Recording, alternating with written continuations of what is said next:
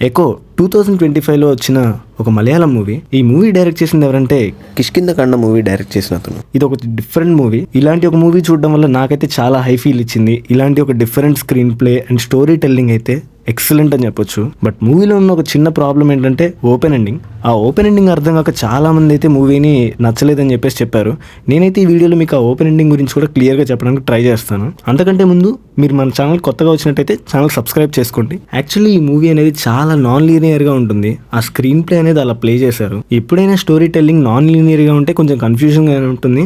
And అలాగే ఆ climax చూస్తే మనకి ఓపెన్ ఎండింగ్ ఉంటుంది. సో దానివల్ల మనకు కొంచెం ప్రాబ్లమేటిక్గా అనిపించింది. ఒకవేళ క్లైమాక్స్ అర్థమై ఉంటే మూవీలో ఇంత మ్యాటర్ ఉందా అనుకుంటారు. మూవీలో క్యారెక్టర్స్ అయితే యాక్టింగ్ వేరే లెవెల్ అని చెప్పాలి. అండ్ బీజిఎం అయితే నెక్స్ట్ లెవెల్. మనం ఆ వరల్డ్ లో ఉన్న ఫీల్ అయితే క్రియేట్ చేసినట్టు నాకు అనిపించింది. సో స్టోరీలోకి వెళ్తే సోయి అండ్ యోసియా అని చెప్పేసి మలేషియాలో ఇద్దరు వైఫ్ అండ్ హస్బెండ్ అయితే ఉంటారు. వాళ్ళిద్దరు చాలా హ్యాపీ రిలేషన్ లో ఉంటారు. అండ్ వాళ్ళ దగ్గర డిఫరెంట్ బ్రీడ్ కుక్కల్ని పెంచుకుంటూ ఉంటారు అనమాట.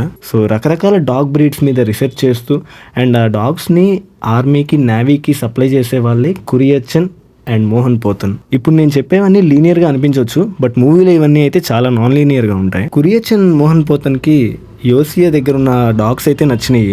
అందుకని చెప్పేసి వాటిని కొనుక్కోవడానికి వచ్చారు. సోయి వాళ్ళ హస్బెండ్ యోసియా చనిపోయాడని చెప్పేసి కురియచ్చన్ అండ్ మోహన్ పోతన్ వచ్చి ట్రై చేస్తారు ఆమెను కాపాడి ఆమెను తీసుకెళ్ళిపోదామని చెప్పేసి.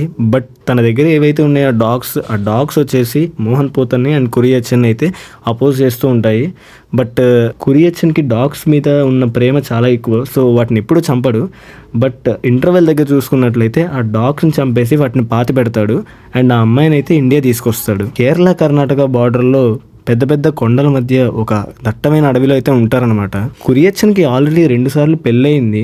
కానీ ఈ విషయం మాత్రం సోయికి తెలీదు. కురియచ్చన్ ఆ ఆర్మీ అండ్ నేవల్ బేస్లో ఉండి చాలా అయితే పనులు చేశాడు. తను ఒక ఫారెస్ట్ ఆఫీసర్ని చంపాడు. అండ్ తను చేయకూడని చాలా అయితే చేశాడు. గంజాయి కొట్టాడు. అలా చాలా చేశాడు. తనకి ఏమైనా పర్లేదు, తన వైఫ్ మాత్రం బాగుండాలి అని చెప్పేసి ప్రొటెక్ట్ చేయాలని చెప్పేసి ఆ కొండల్లో ఉన్న వాళ్ళ ఇల్లు ఉంది కదా, దాని కొండల చుట్టూ మొత్తం డాగ్స్ తో ప్రొటెక్ట్ చేస్తూ ఉంటాడు. ఆ డాగ్స్ మొత్తం కురియచ్చన్ కంట్రోల్లోనే ఉంటాయి. సో ఆ డాగ్స్ దాటి పైకి రావడం అనేది చాలా కష్టమనే చెప్పాలి. అడుగడుగున ఆ డాగ్స్ అయితే ఉంటాయి అన్నమాట. అవి చాలా భయంకరంగా ఉంటాయి. మూవీలో అయితే వాటిని చాలా ఎక్స్ట్రాడినరీగా చూపించారని చెప్పాలి. సో పోలీసులు ప్రతి ఒక్కళ్ళు ఇన్వెస్టిగేట్ చేయాలనుకునేది ఏంటంటే కురియచ్చన్ ఎక్కడ ఉన్నాడు, కురియచ్చన్ ఒక 6 years నుంచి మిస్ అవుతున్నాడు, అసలు బతికున్నాడా చనిపోయాడా ఏమయ్యాడని చెప్పేసి అర్థం కావట్లేదు. వాళ్ళు వెతకని ప్లేసెస్ అంటూ ఏం లేవు. ప్రతి చోట పోలీసులు అందరూ అన్ని చోట్ల వెతికారు, కానీ ఎక్కడ దొరకలేదు. కురియచ్చన్ మిస్ అయ్యి 6 years అవుతుంది కదా, దానికంటే ఒక 1 week ముందు సోయిని కలవడానికి మోహన్ పోతన్ అయితే వస్తాడు. తను ఎందుకు వస్తాడంటే తను ఆల్రెడీ ఒక కేసులో ఇరుక్కున్నాడు. ఆ ఇరికించింది ఎవరో కాదు, కురియచ్చనే అని చెప్తాడు. ఒక 5 years పాటు తను జైల్లోనే ఉన్నాడు. ఇప్పుడు బయటకు వచ్చినా సరే తనని పోలీసులు అయితే వదలరు, ఏదో ఒక రకంగా పట్టుకుంటారు. అందుకని చెప్పేసి కురియచ్చన్ అయితే పట్టుకోవాలని చెప్పేసి వచ్చాడు. సోయిని ఎంత అడిగినా ఏం చెప్పదు. అందుకని చెప్పేసి మోహన్ పోతన్ ఏం చెప్తాడంటే ఎప్పుడో జరిగిన హస్బెండ్ యోసియా చనిపోయాడని చెప్పి సోయికి చెప్పాడు కదా, అదంతా అబద్ధం అని చెప్పేసి సోయి మీద తనకు కనుబడడం వల్లే కురియచ్చన్ కావాలని యోసియాని అయితే ఇరికించాడని చెప్పేసి చెప్తాడు. ఇప్పుడు వాడు ఎక్కడో జైల్లో నుంచి వచ్చి ఉంటాడేమో, ఆ రిమాండ్ నుంచి వచ్చే లోపలనే మనం ఓడ్లో మిమ్మల్ని తీసుకొచ్చేసామని చెప్పేసి చెప్తాడు. ఎప్పుడైతే ఈ విషయం తెలిసిందో సోయికి ఏదో ఒకటి చేయాలని అయితే అనుకుంటుంది, కానీ అది మనకి క్లైమాక్స్ వరకు చూపించడు. ఇది జరిగిన ఒక 1 week కురియచ్చన్ అయితే ఇంటికి వస్తాడు. మొత్తం ఒంటి నిండా రక్తంతో ఉంటాడనమాట. అప్పుడు సోయి ఇలా అడుగుతుంది, యోసియాని ఇలా ఇరికించింది నువ్వే కదా అని చెప్పేసి. దాన్ని తన మాట దాటేస్తాడు. కాకపోతే అర్థమైంది ఇరికించింది కురియచ్చనే అని చెప్పేసి. ఆ తర్వాత నుంచి ఇక కురియచ్చన్ అయితే కనబడడు. కానీ కురియచ్చన్ నుంచి కొన్ని లెటర్స్ అయితే సోయికి వస్తూ ఉంటాయన్నమాట. అండ్ సోయికే కాదు, అలా వాళ్ళ పిల్లలకి అలా వస్తూ ఉంటాయన్నమాట. అది ఎలా వస్తున్నాయని చెప్పేసి ఒక పోలీస్ అయితే ఉంటాడు. పోలీస్ అయితే పట్టుకుంటాడు. మొత్తం మీద తెలిసే విషయం ఏంటంటే ఎప్పుడైతే కురియచ్చన్ లాస్ట్ టైం కనిపించాడో 6 years ముందు, ఆ టైంలోనే తనకి చెప్పాడంట ఈ లెటర్స్ ఏవైతే ఉన్నాయో ఈ లెటర్స్ని నువ్వు అప్పుడప్పుడు ఇలా పంపిస్తూ ఉండని చెప్పేసి ముందే ఆల్రెడీ రాసి పెట్టాడు. దానికి ఆ పుట్టిని యూజ్ చేశాడు. కానీ కురియచ్చన్ ఎక్కడున్నాడన్న విషయం మాత్రం ఎవరికీ తెలియదు. ఇక క్లైమాక్స్కి వచ్చేటప్పటికి పియోస్ అయితే 2 పోలీసులను అయితే చంపేస్తాడు. చంపేసి సోయి దగ్గరికి వస్తాడు. సోయి ఏం చెప్తుందంటే కురియచ్చన్కి ప్రపంచంలో కావాల్సిన అన్ని రకాల డాగ్ బ్రీడ్స్ అయితే దొరికినాయి, కానీ ఒకటి మాత్రం దొరకలేదు. పియూస్ ఆయన అంత సామాన్యంగా వదులుతాడా అని అంటాడు. ఒక కుక్కని ఇంత ట్రైన్ చేసి దానికి ఇంత నమ్మకం ఉండేలాగా ఇంత లాయల్టీ చూపించేలా ఉంటుందని చెప్పేసి నిన్ను చూసేంత వరకు నాకు తెలియలేదని చెప్పేసి చెప్తుంది. సో అప్పుడే మనకి రివీల్ అయ్యే మ్యాటర్ ఏంటంటే కురియచ్చన్ కింద ఉన్న కుర్రాడు ఎవరో కాదు పియూసే అని. సో పియూస్ ఎవరో కాదు, లాయల్ డాగ్ ఆఫ్ కురియచ్చన్ అనే చెప్పొచ్చు. సో ఇక లాస్ట్ లో క్లైమాక్స్ ఓపెన్ ఎండింగ్ ఉంది కదా, దాని గురించి చెప్తా వినండి. మూవీలో ఇలా కొన్నిసార్లు అయితే యూజ్ చేస్తారు. కురియచ్చన్ అప్పుడెప్పుడో చెప్పాడు ఇలా కొండల్లో ఎక్కడో గొరియల్ ఆర్ గుహలో ఉన్నానని చెప్పేసి చెప్తాడు. ఆ గుహలోకి వెళ్ళడానికి ఓన్లీ ఒక మనిషికి మాత్రమే ప్లేస్ ఉంటుందని చెప్పేసి అయితే చెప్తారు. అక్కడ ఎప్పుడు వాటర్ ఉంటూనే ఉంటాయి అండ్ తనకు కావాల్సిన ఫుడ్ వచ్చేసి తను ట్రైన్ చేసిన డాగ్స్ నుంచి అయితే వస్తుందని చెప్పేసి చెప్తారనమాట. కానీ అప్పటి వరకు అందరు అది అబద్ధం అనుకుంటారు. బట్ మన క్లైమాక్స్లో అయితే తెలుస్తుంది అదే నిజం అని చెప్పేసి. సో ఇక్కడ కురియచ్చన్ని పట్టుకోవడానికి అయితే చాలా అంటే చాలా మంది ట్రై చేస్తూ ఉన్నారు. సోయి తన హస్బెండ్ యోసియాని ఇరికించింది, తన జైల్లో పెట్టించింది కురియచ్చని ఎప్పుడైతే తెలుసుకుందో తన మీద రివెంజ్ అయితే తీర్చుకోవాలనుకుంది. తను ఎలా చేసిందంటే అప్పటి వరకు ఆ కొండ మీద ఉన్న ప్రతి కుక్క కురియచ్చన్ మాట మాత్రమే వినేది కదా, దాన్ని మొత్తాన్ని సోయి తన కంట్రోల్లోకి తెచ్చుకుందనమాట. ఆ కుక్కలన్నీ కంప్లీట్గా సోయి కంట్రోల్లోనే ఉన్నాయి. అండ్ కురియచ్చన్ని ఆ గుహలో పెట్టింది ఎవరో కాదు సోయినే. అండ్ తనకి వాటర్ అయితే అక్కడ ఎప్పుడు అవైలబుల్గా ఉంటాయి.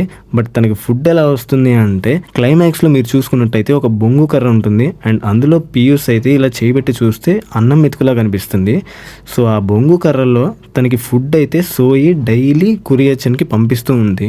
బట్ ఇక్కడ సోయి ఎలా రివెంజ్ తీర్చుకుందంటే తను బయటికి రావాలంటే ఆ గుహలో నుంచి రాలేడు. ఎందుకంటే అక్కడ ఉన్న ప్రతి కుక్క సోయి చెప్పిన మాటే వింటుంది.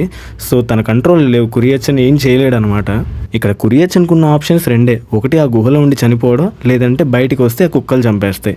కానీ కురియచ్చన్ చనిపోకుండా లోపల గుహలోనే ఉండాలంటే తనకు ఫుడ్ రావాలి. సో అది సోయి అరేంజ్ చేస్తుంది. సో తను బతికున్నన్నాళ్ళు అంతే చస్తూ ఏడుస్తూ ఉండాలన్నమాట. ఇదే సోయి వేసిన మాస్టర్ ప్లాన్.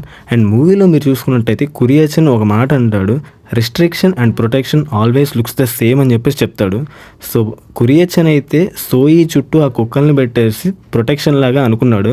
బట్ సోయి అదే కుక్కల్ని తన కంట్రోల్లో పెట్టుకొని కురియచ్చన్కి రెస్ట్రిక్షన్లా చేసింది. అండ్ కురియచ్చన్ మీద తీర్చుకున్న రివెంజ్ అయితే అల్టిమేట్ అనే చెప్పాలి. ఈ లాస్ట్లో ఇంకో క్వశ్చన్ రైజ్ అవ్వచ్చు, పియర్స్ మరి తన చేతిలో ఉన్న కత్తిని తీసుకొని సోయిని చంపొచ్చు కదా, కానీ ఎందుకు చంపలేదంటే ఒకవేళ సోయిని చంపేయాలంటే ఆ కుక్కలు తనని చంపేస్తాయి.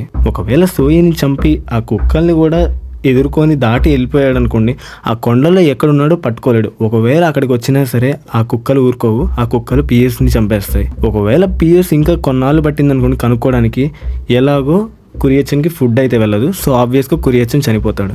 It's like a greatest of all time checkmate అని చెప్పాలి. ఈ మూవీ ఇంకొంచెం అర్థమయ్యేలా తీసుంటే బాగుండని నా feeling. But it's okay. Maybe director అలా ఓపెన్ ఎండింగ్ పెట్టి అలా ఒక కన్ఫ్యూజ్ చేద్దాం అనుకున్నారు, లేదా ఆడియన్స్కి ఆ చాయిస్ వదిలేద్దాం అనుకున్నారు థింక్ చేయడానికి. ఫైనల్లీ మూవీ నాకైతే నచ్చింది. అండ్ మీకు ఎలా అనిపించిందో కమెంట్స్లో మెన్షన్ చేయండి. ఈ మూవీ గురించి మాట్లాడాలంటే ఇంకా చాలా పాయింట్స్ ఉంటాయి. ఒకవేళ మీరు ఈ మూవీ చూసింటే మీకు ఎలా అనిపించిందో కమెంట్ చేయండి. అండ్ ఒకవేళ మన ఛానల్ ఫస్ట్ టైం చూస్తున్నట్టయితే ఛానల్ సబ్స్క్రైబ్ చేసుకోండి.